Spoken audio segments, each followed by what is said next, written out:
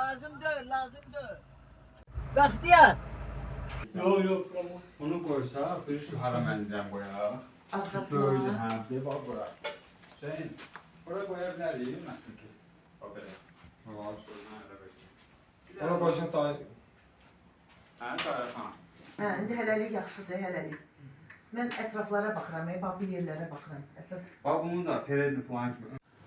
O dünya kinematografının kraliçası titulunu əbədi qazanaraq, bənzərsiz şedevrlərdə baş rollarda çəkilərək adını kino tarixinə yazdıra bilib.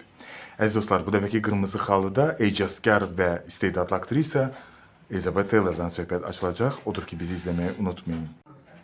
Onu koy. Ha, bu koyda. Yumurta ailədir. gözlər mi? Gözlər.